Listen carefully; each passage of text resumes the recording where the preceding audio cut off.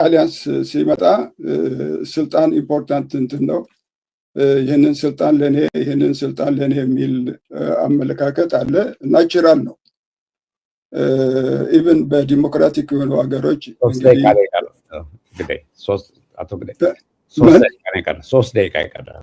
ኦኬ እንግዲህ ቶሎ ልሩጥ እና ስልጣን ክፍፍል ያው በእነዚህ ኖርማል ፓርቲዎችም ለምሳሌ ዲሞክራቲክ የሆነ አሊያንስ ሲፈጥሩ መንግስት ለመያዝ ይህንን ፖዚሽን ለኔ ይህንን ፖዚሽን ለኔ በሚል ብዙ የሚለያዩበት ሁኔታ ይፈጠራል እና እነዚህን እንደ ግምት ማስገባት ከትብብር አንጻር አስፈላጊ ይመስለኛል። ሌላው የጠላት ጓደኛ ነው በሚልም መገናኘትና መተባበር ይቻላል። ይሄ ሁኔታቸው ናቸው። እኔ አንደኛና ሁለተኛውን ነጥቦች ትንሽ ኢንፈሲስ ለመስጠት እፈልጋለሁ። የኢትዮጵያ ሀገራዊ ህልውናና አንድነትን ማመን የሚል ማስጠበቅ የሚል ይሄ የግድ ይህንን ህብረት ለማድረግ ከሆነ አንድ ቦታ አንድ ሀገር ውስጥ ሆነን የምናደርገው ስለሆነ ማድረግ እንዳለብን ነው።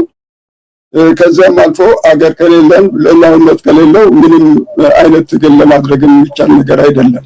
ሁለተኛ የሁሉም ኢትዮጵያዊ ዜጎች ባለሙሉ መብቶች መሆንና እኩልነታቸውን መቀበል የሚለው በኢትዮጵያዊነት በዜግነት መሰባሰብ እንዳለብን እና እዚህ ላይ እንግዲህ ኢንፈሲስ የሚሰጠው ምንድነው አሁን ያለነው ችግር የመጣብንም በመከፋፈላችን በመሆኑ ለወደፊትም ተከፋፍለን ምንም አይነት ሰላም ልናመጣ እንደማንችል ነፃነት የሚሉ እንገነጠላለን የሚሉ ካሉ ከዚህ ከጦርነት አዙሪት ልንወጣ እንደማንችል ነው።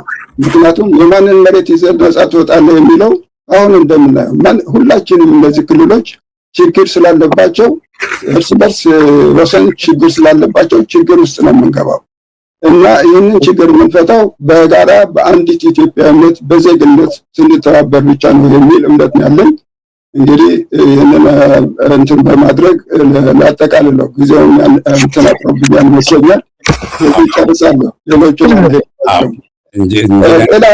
አንድ የመጨረሻ ከዚህ ባነሰ በተለያዩ የጋራ ጉዳዮች መተባበር ይቻላል። ከዚህ ስትራቴጂክ የምንላቸው ያነሰ ማለት ለምሳሌ ከሙያ ማህበራት፣ ሃይማኖት፣ የሰላም ጥያቄ ይዘው ለሚነሱ ቡድኖች ጋር መስራትም ይቻላል። እንግዲህ ትግሉን እስከተቀመ ድረስ እና አመሰግናለሁ። የተሰጠኝ እድል በጣም አመሰግናለሁ። ያዳመጣችሁኝ በጣም አመሰግናለሁ። ኢንጂነር ግዳይ በጣም ተሞክሮ ያለው ነው። በትግል የሜዳውንም ትግል ያየ ነው። የውጭም የፖለቲካ ትግል በጣም አድርጎ ያየ ነው።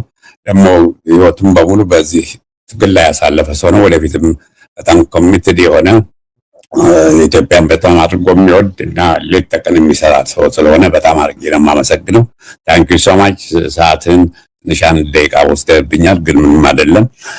ፕሮፌሰር አይ ቲንክ ዶክተር አክሎግ ገብተዋል አይደለም? እሺ ዶክተር አክሎግን እንግዲህ ወደ መጨረሻ ላይ ላቆይ ነው። አሁን አይ ቲንክ ወደ ፕሮፌሰር እስቄል ገቢሳ ሄዳለሁ። ባጭሩ ላስታውቅ፣ ፕሮፌሰር እስቄል በኬንቲንግ ዩኒቨርሲቲ ሚቺጋን የታሪክና የአፍሪካ ጥናት ፕሮፌሰር ናቸው። የግብርና ስራ ጫትን ጨምሮ የአስተራረስ ለውጥ በሐረርጌ ኢትዮጵያ በሚል ከ1875 ከ1991 ዓ.ም የተሰኘውን መጽሐፍ የጻፉ ሰው ናቸው። ደርሰዋል ማለት ነው ያን መጽሐፍ። እንዲሁም የተለያዩ ጽሁፎችን ስለ ኦሮሞ ህዝብ ጥናቶች፣ ስለ ኢትዮጵያዊነት ውይይት በመጽሔት አዘጋጅነት አገልግለዋል። በተለያዩ የፖለቲካ መድረኮችን በመቅረብ ጽሁፎችን በማዘጋጀትና በማቅረብ ይሳተፋሉ። ብዙ ጊዜ በተለያዩ ዓለም አቀፍ ጆርናሎች ላይ የተለያዩ ጥናታዊ ጽሁፎችን በማዘጋጀት አሳትመዋል። ለምሳሌ ያህል ለመጥቀስ ኤትኖ ፋርማኮሎጂ፣ የተለያዩ እጽ አጠቃቀም፣ የሰሜን ምስራቅ የአፍሪካ ጥናቶች፣ የአእምሮ ሶሲዮሎጂ፣ የኦሮሞ ጥናታዊ ጆርናል ይገኙበታል። ከጻፏቸው በጥናት ካቀረቧቸው ማለት ነው።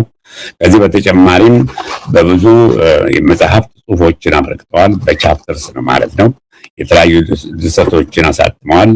የመጽሐፍትና የተለያዩ መጽሔቶች የፖለቲካ ጽሁፎችን ገምጋሚ በመሆንም ሰርተዋል። እንዲሁም የኢትዮጵያን ኢቫንጀሊካል እምነት ምንጭና መሰረት መጽሔት በጽሁፍና በጽሁፍ አዘጋጅተው አቅርበዋል። ከዚህ በፊት ማለት ነው። ከዚህ በፊት ቀደም አድርጌ አወያይቼዎት ነበር ከቀን በፊት አይ ቲንክ ይመስለኛል ያሉት አጠቃላይ ርዕሳችን አምባገነናዊ ስርዓትን አስወግዶ ዴሞክራሲያዊ ስርዓት ለመትከል የህብረት አስፈላጊነት ነው የሚለው እና ይህን ህብረት ለማሳካት ይላሉ ብዙ ችግሮች ቻሌንጆች አሉ እናም ደግሞ ኦፖርቹኒቲስ እድሎችም አሉ እና ይሄ ራሱ ሊያስተባብረን ይችላል ነው የሚሉት በአቀራረቡና የጽሁፉም ይዘት በዚህ አንግል ነውና 15 ደቂቃ አለዎት እና አሁን መድረኩን ለፕሮፌሰር ያለው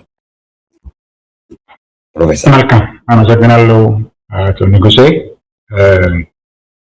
የኢትዮጵያ ትብብር ንቅናቄንም ስለግብዣ አመሰግናለሁ ጊዜው ትንሽ ስለሆነ በሁለት ከ50 ላይ ስለጀመርኩኝ ቶሎ ብዬ ወደ ዋናው ሐሳብ ልሂድ ያው ማዕቀፉ የሐሳቡ ማዕቀፍ አለ የዚህ ሀገርን ለመታደግ ለማሻገር በህብረት መስራት ወይም ተባብረን መስራት የሚል ነው ልክ ኢንጂነር ግዳይ ትርጉሙ የቃሉ ትርጉም እንዳስቸገረው እኔንም አስቸግሮኛል ህብረት የሚለው ቃል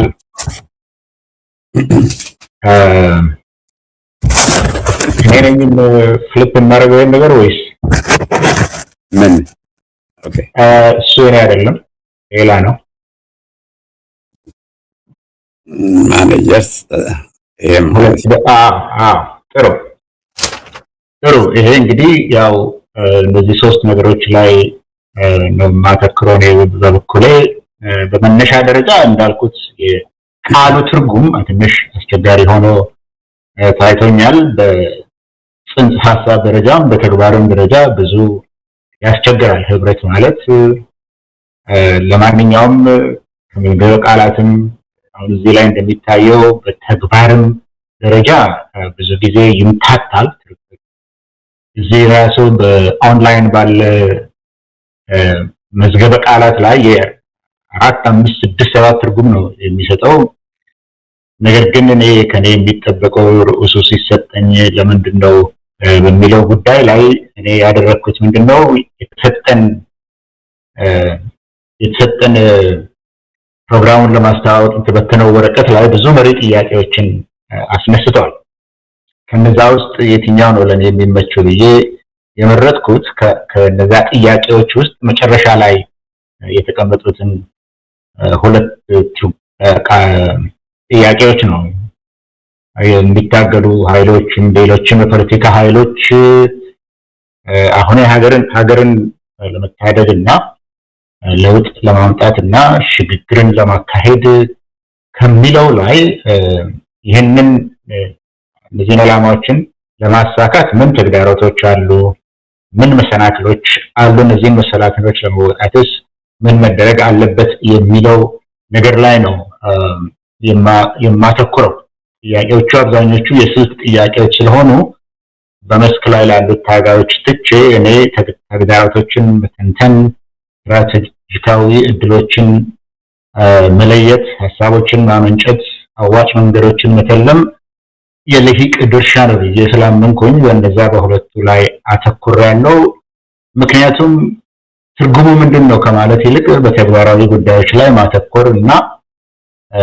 የሚሻለውን አዋጭ መንገድ መተለም ነው የሚሻለው ብዬ ስላሰብኩኝ ነው አሁን አንድ በሀገር ጉዳይ ላይ የጋራ አደጋ ስላለ ከዛ ለመውጣት ደግሞ የጋራ ኃላፊነት ያስፈልጋል ከሚል ዓላማ ተነስቼ ነው ለማለት ነው በመጨረሻም ተጨባጭ የሆነ ነገር ማለት ዝም ብሎ ተነጋግሮ ለመሄድ ሳይሆን ለመተባበር መድረክ ወይም አንድ ፍሬምወርክ ያስፈልጋል እሱን ለማድረግ ምን ያስፈልጋል በሚለው ላይ እንደኔ ለኔ ምን አይነት ህብረት ያስፈልጋል በነገራችን ላይ አላያንስ በሚባልበት ጊዜ ሰፊ ዓላማ ላይ ለረጅም ጊዜ ቃል ኪዳን አይነት ነገር የሚያስፈልግ ነው እኔ ያሰብኩት ኮአሊሽን ነው እነዚህ ጊዜያዊ በሆኑ ነገሮች ላይ እንዲሁም በጠባብ ነገሮች ላይ አብሮ የመስራት ፍላጎት ያለ ነው እሱ ኮአሊሽን ቢልዲንግ የሚለውን ሐሳብ ይዤ ነው የሄድኩት እኔ በበኩሌ እነዚህ ተጨባጭ ነገሮች ናቸው ብዬ ስላሰብኩኝ እነዚህን ሐሳቦች ነው እናንተ ጋር ለመወያየት የፈለኩት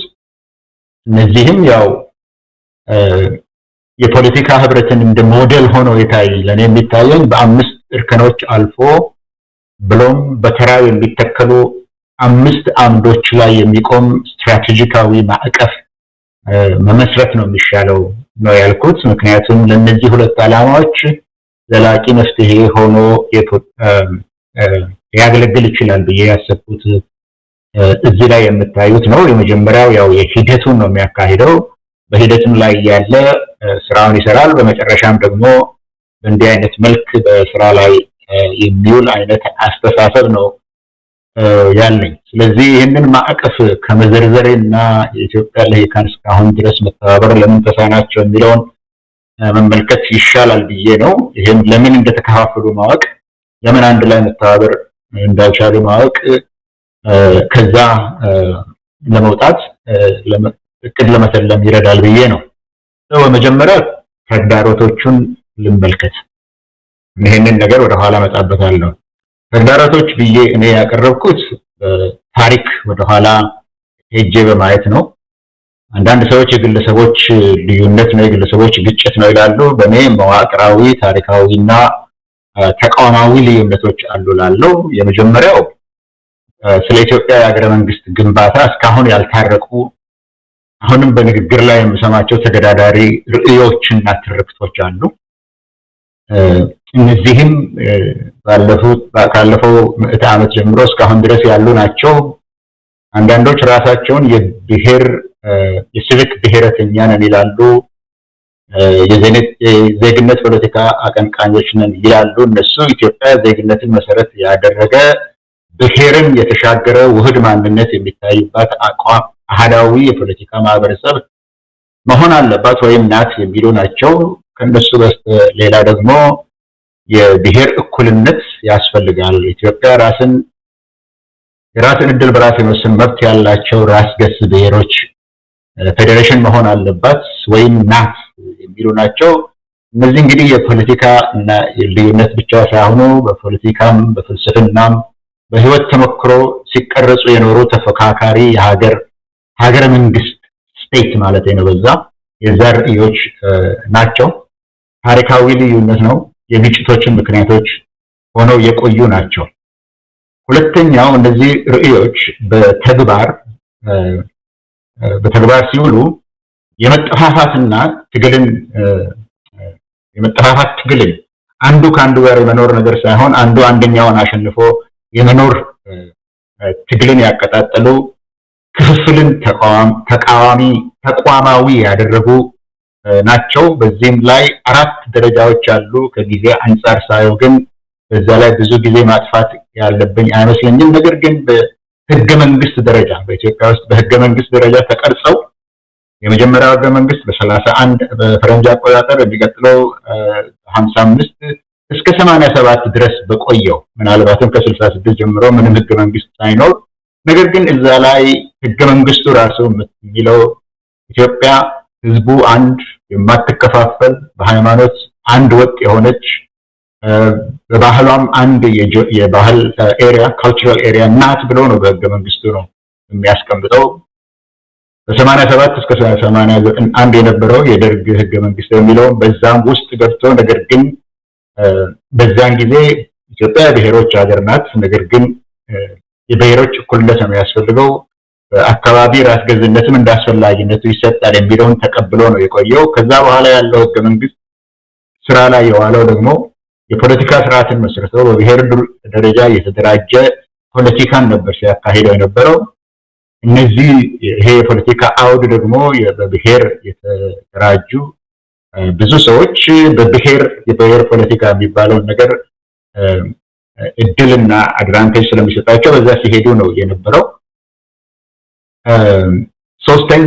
ሶስተኛ በቅርብ ጊዜ ደግሞ የተደረጉ በዚሁ በሁለቱ መካከል የተደረጉት ግጭቶች አሁን የተከሰቱ ቀድሞ በታሪክም ያልነበሩ አሁን ግን የተከሰቱ ትልልቅ አለመተማመኖችን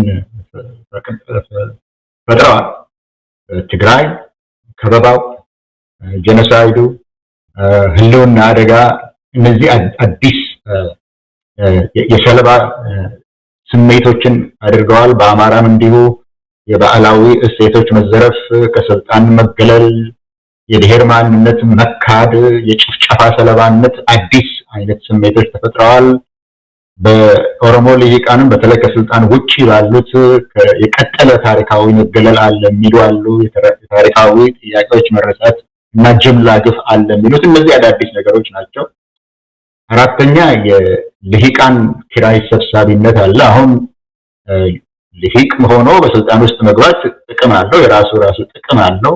መንግስት ስልጣን መያዝ መሬትን፣ የደህንነት መዋቅርን፣ ከውጭ የሚመጣ እርዳታን፣ የፓርቲ መዋቅሮችን መያዝ ጥቅም ለየግሉ ይሰጣል፣ ለየፓርቲው ይሰጣል። በሌላ ቦታም እንደዚሁ በዲያስፖራ አሁን ለምሳሌ ገንዘብ ማሰባሰብ ላይ ልሂቃን ስቃይን የሚያረዝሙ ንዴት ምር የሆነ ሚዲያን ወይም የሚዲያ ኢኮሲስተም መጠቀም መከፋፈል ትርፋማ ሆኗል። አምስተኛ የኢትዮጵያ ውስጥ አሸናፊን ሁሉን አፋሽ የሚያደርግ ተጠቃሚ የሚያደርግ የባህል የፖለቲካ ባህል ነው ያለው።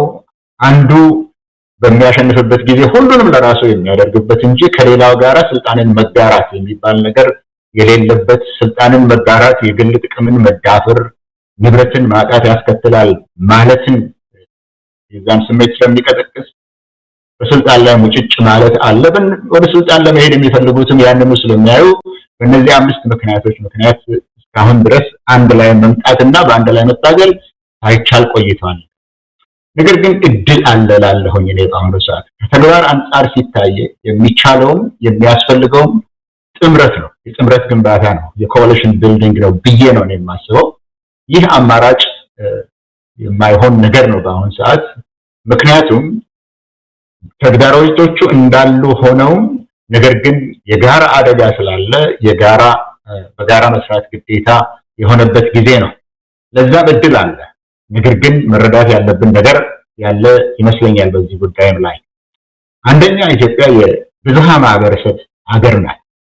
ማንም አንድ ነጠላ ቡድን ሀገርን በብቻው ማስተዳደር አይችልም። በብሔር ይሁን በርዕዮተ ዓለም ይሁን በክልል ይሁን በምንም የተደራጀ ሐሳብም በአይዲዮሎጂም የተደራጀ ለብቻው ሊያስተዳድር አይችልም። ይሄን ከተገነዘብን ለብቻ አልችልም ከተባለ ኢትዮጵያ ደግሞ ፕሉራል ሶሳይቲ ናት ከተባለ 3 ደቂቃ ነው ያለው ፕሮፌሰር። ትክክል። እንዳልኩት ለመጨረስ አስቸጋሪ ነው የሚሆነው። እንደ ሀሳብ ነው ማቀርበው እንደ አውትላይን። ሁለተኛ አንድ ወጥ አስተዳደር ሁልጊዜም በቀውስ ነው ተዘፍቆ የሚሞተው። የንጉሳዊ አገዛዝም ወታደራዊ አምባገነንም የብሔራዊ ፌደራሊዝም ስርዓትም የፓርቲ መንግስት የስልጣን ሞኖፖሊ ስርዓት አሁን ያለው እነዚህ ሁሉ በተለይ አራቱ ከመጀመሪያው በውስጣቸው የሚፈጥሩት ከፍተኛ ጫና ምክንያት አልፈዋል። ብዙ ችግሮችን ከፈጠሩ በኋላ አልፈዋል። ስለዚህ አንድ ወጥ ሲሆን ሌላውን የሚያገል በሚሆንበት ጊዜ ለምን ጊዜም አይጠቅምም። ሶስተኛ አሁን ባለ ሁኔታ የኢትዮጵያ ሀገረ መንግስት እኛ ሁላችን እንፈልጋታለን፣ በአንድ ላይ መኖር እንፈልጋለን የሚለው የዜሮ ድምር ፖለቲካን መሸከም የሚችልበት ሁኔታ ላይ አይደለም ያለው። አራተኛ ህዝብ ተሰላችቷል። ተራ ኢትዮጵያውያኑ በልሂቃኑ ግጭትና ክፍፍል ተዳክመዋል። እንደ ኢትዮጵያውያን በልሂቃን የተከዳ ህዝብ የለም። ስለዚህ አንድ ላይ መምጣት ለህዝቡ ተስፋ ይሰጣል። ምክንያቱም የፖለቲካ ጥምረት የብስለትና የኃላፊነት ምልክት ሊሆን ስለሚችል። አምስተኛ የኢትዮጵያ ቀውሶች ተያያዥና ተደራቢዎች ናቸው። የተጠላለፈ ነው። መንግስትንም ወደ መበተን ወደ ማፍረስ፣ የደህንነት ዋስትናን ለሁሉ ወደ ማሳጣት፣ የሀገርን ሉዓላዊነትና የድንበርን መደፈር ሊያራዝም የሚችል እነዚህ በጋራ የሚፈቱ እንጂ በግል የሚፈቱ አይደሉም። ቅድምም 6ኛው የዲሞክራሲ ልምምድ ይሆናል የተባለው አለ። 7ኛው ቀሪው ካልተባበረን በስተቀር አማራጩ ሀገርን መበተን ነው። አንድ ወገን ሙሉ በሙሉ በአመጽ ስልጣንን ይዞ ሌሎችን እያገለለ እና እየደፈጠጠ መኖሩ የሚቀጥል ከሆነ የበላይነት አመጽ፣ ውድቀት፣ ዑደት ይሄ ሳይክል ኦፍ ዶሚኔሽን ሪቤሊየን ኤንድ ኮላፕስ ይቀጥላል። ይሄ አማራጭ አይደለም። ከወዲሁ መቻቻልና የስልጣን መጋራት ፖለቲካ ባህልን ላይ የተመሰረተ ጥምረት መመስረት ለሀገርም ቤዛ መሆን ይችላል ብዬ ነው የማስበው። አሁን የቀረኝ 1 ደቂቃ ስለሆነ ይሄንን ነገር ነበር የምናገረው። ይሄ ሂደት ነው። በመነጋገር ይጀምራል፣ በመደጋገፍ ይቀጥላል፣ መተባበር ያስፈልጋል። እነዚህ ሁሉ የራሳቸው ዝርዝር አላቸው። መቀናጀት፣ መግባባት፣ እነዚህ አካሄድ ናቸው። እኔ 5ቱን ስትራቴጂካዊ ማዕቀፍ ብየዋለሁ። ኮሚዩኒኬሽን፣ ኮላቦሬሽን፣ ኮኦፐሬሽን፣ ኮኦርዲኔሽን ኤንድ ኮንሰንሰስ። በኋላ ደግሞ ዞሮ ደግሞ ይሄንን ነው የሚያመጡት። ስለዚህ ተግባራዊ መነሻዎችም አለኝ። ነገር ግን አሁን ካለንበት ወደዚህኛው ምስል ዞረን ከቆየን ደግሞ ወደዚህ ተመጣን ሀገርን ለመታደግና ተባብሮ ለመስራት የሚያስችል ሂደቱ ወደ መዋቅሩ ከሄደ ያንን ሁኔታ ለመፍጠር እንችላለን የሚል ነው ያለው። ይሄ እንግዲህ ተዘርዝሮ ያለበት ነገር ነው። አመሰግናለሁ። ሰዓቱን ጨረሱ። ልክ ኤግዛክትሊ 15 ደቂቃ ነው እዛ ላይ አስቆሚያለሁ። ጥያቄዎች የሚያስነሱ ሀሳቦችን ያቀረቡት። በነገራቸው ላይ ይሄ ውይይቱ አቅርቦቱ ፕሬዘንቴሽኑ ካለቀ በኋላ 30 ደቂቃ ውይይት እናካሄዳለን። እዛ ውስጥ የሚነሱ ጥያቄዎች ይኖራሉ። ለእርሶም ለሌሎችም ያቀረቡት ጥያቄ ይኖራል ማለት ነው እና እኔ የምጠይቀው ጥያቄ ይኖረኛል። እናንተን እርስ በርስ መጠየቅ ትችላላችሁ። ሌሎች ፓናሊስቶች የሽግግር ውስጥ ያሉትም ሊጠይቁ ይችላሉ እና ምንም አብሮኝ ከኔ ጋር ገብቶ በዚህ ጥያቄ ላይ ጥያቄ ሊያቀርብ ይችላል። ግን አሁን ተራውን ለዶክተር ዮናስ ብሩ ዶክተር ዮናስ ብሩ 15 ደቂቃ ነው ያለውት። በዓለም ባንክ ውስጥ ለ2 አስርተ ዓመታት ዲኬድ ማለት ነው በተለያዩ ቦታዎች ላይ ሰርተዋል። በተለይ በመጨረሻዎቹ 7 ዓመታት በዓለም አቀፍ ደረጃ በምክትል ዳይሬክተርነት የኢንተርናሽናል ማወዳደሪያ ፕሮግራም ኃላፊ ሆነው ሰርተዋል። ይህ የዓለም ባንክ የኢንተርናሽናል የማወዳደሪያ ፕሮግራም ትልቁና በጣም ውስብስብ የሆነ የዓለም የኢኮኖሚ ሁኔታዎችን የሚያወዳድር የሚያነጻጽር መመሪያ ነው። በተጨማሪ ዶክተር ዮናስ የዓለም ባንክ የኢንተርናሽናል የማወዳደሪያ ፕሮግራም የመጽሔት አዘጋጅ በመሆን አገልግለዋል። ይህ መጽሔት በ5 ቋንቋዎች የሚታተም ነው። ዶክተር ዮናስ ጠቅላይ ሚኒስትር አብይ አህመድ ባቋቋሙት የኢኮኖሚ አማካሪ ካውንስል ጊዜያዊ ሊቀመንበር ሆነው አገልግለው ነበር ከዚህ በፊት። እንዲሁም ለአፍሪካ ልማት ባንክ የኢኮኖሚክስና የፋይናንስ ፕሮግራም ሲኒየር አማካሪ በመሆን ሰርተዋል። ዶክተር ዮናስ በስራቸው ምክንያት በ81 የሚሆኑ ሀገሮችን ጎብኝተዋል። ትክክል ነው መሰለኝ። በኢኮኖሚና በፖለቲካ ጉዳዮች ላይም በሰፊው ጽሁፎችን ያቀርባሉ እና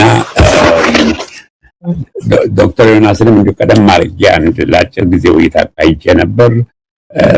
አንደኛ ነገር ምን እንደሚሉት ህብረት ለመፍጠር ዩኒቲ ኦፍ ፐርፐስ መኖር አለበት። በተለይም በምሁራኑና ልሂቃኑ መካከል ያለው ልዩነት ኢትዮጵያን ካለገባችበት ጣጣ ለማላቀቅ አስቸጋሪ እሱ ራሱ ነው የሚል አቋም ነው ያላቸው። ብዙ ጊዜ ልሂቃኑና ምሁራኑ የሚተባበሩት አብይን በመጥላት ላይ ብቻ አተኮረ አመለካከት ነው የሚል ግንዛቤ ያላቸውና 15 ደቂቃ የእርሶ ነው ሰጥቼዎታለሁ። ዶክተር ዮናስ መድረኩ የእርሶ ነው። ሚዩት መሰለኝ። ሚዩት ነው። ሚዩት ነው። አሁንም ሚዩት ነው። አሁንስ? አሁን ይሰማል። አሁን ይሰማል። እሺ፣ በጣም አመሰግናለሁ። አይ ቲንክ ብዙ ፕሮፌሰር ቀኤል ካለው ጋራ የሚስማማ ሀሳብ ስለሆነ የነበረኝ ብዙንም እሱ ስለተናገረው ሜቢ አጠር ያለ ሊሆን ይችል ይሆናል የማወራው። በተለይ በጣም አንድ ደስ ያለችኝ ነገር እሱ ቃላት ላይ የጻፍኳት እንደ ኢትዮጵያ በልሂቃን የተከዳ ህዝብ የለም የሚለው አባባል ነው። አይ ቲንክ ለህብረቱም ችግር የሆነው ያ ነው የሚል አመለካከት ነው ያለኝ። እንግዲህ አንድ መሰረታዊ ሁሉም የተቃዋሚ ኃይሎች የሚግባቡበት ነገር አለ። ያ ምንድነው? አሁን ያለው መንግስት ስልጣን ላይ ያለው በሱ ጥንካሬ ሳይሆን በተቃዋሚዎቹ አንድነት መፍጠር አለመቻል ነው የሚል ፕሪቲ ማች ኮንሰንሰስ አለ። መግባባት አለ። ሁለተኛው መግባባት ደግሞ አሁን ባለበት ሁኔታ ከቀጠለ ይሄ ነገር አገር ሊጠፋ ነው፣ አገር ሊጠፋ የሚችልበት ኤግዚስቴንሻል ትሬት ላይ ነው ያለ ነው ይላል። በእነዚህ በሁለት ነገር ከተስማማን ለምንድነው ኦፖዚሽኑ ህብረትን መፍጠር ያልቻለው የሚለው ጥያቄ ነው እንግዲህ መሰረታዊ ጥያቄ የሚሆነው። ለኔ ሁለት መሰረታዊ የሆኑ ችግሮች አሉ ለዚህ። አንደኛው የካልቸር ነው። ካልቸር በምልበት ጊዜ የፖለቲካል ካልቸር እና የሶሻል የኢትዮጵያዊነት ካልቸር ራሱ ነው። እመጣበታለሁ። ሁለተኛው ይሄ ዩኒቲ ኦፍ ፐርፐዝን መፍጠር አለመቻላችን ነው። ዩኒቲ ኦፍ ፐርፐዝን መፍጠር ያልቻልንበት ምክንያት ደግሞ በማንኛውም አገር የአንድ አገር የፖለቲካል አጀንዳ የሚቀረጸው ስትራቴጂ የሚወጣው በፖለቲካል ኤሊቱ ወይንም ኦፒኒየን ሊደር ሐሳብ አመንጪው ልሂቅና ልሂቃን ነው። ያንን መፈጠር አለመቻሉ አንዱ ትልቁ ችግር ነው። ያ ደግሞ ለምን አልተፈጠረም ስንል የፖለቲካል ካልቸር ኮንሰንሰስ ቢልድ የማድረግ ዲቤት የማድረግ ተከራክሮ ሐሳብ ጨምቆ ያው ሐሳብ ጨምቆ ማለት እንግዲህ ጊቭ ኤንድ ቴክ ነው። በዛ ላይ የተመሰረተ አንድነትን ወይንም ኮመን አጀንዳ መፍጠር አለመቻሉ ነው። ያ ሊሆን የቻለበት እኔ የዚህ ፖለቲካል ካልቸር ነው የምለው። አሁን ሁለት ጊዜ የሰማሁት ንግግር አለች። የኢትዮጵያዊነት ጨዋነት የምትባል ነገር አለች። እኔ አንደኛ አይጥመኝም፣ ሁለተኛም አይገባኝም። ጨዋነት በምንልበት ጊዜ ሪሊ ኢትስ ዩኒቨርሳል ካራክተር። ሁሉም ሀገር አሜሪካንም ያለንበት ሀገር የጨዋ ህዝብ ነው። ኦፍ ኮርስ ጨዋ ያልሆነም ህዝብ እንዳለ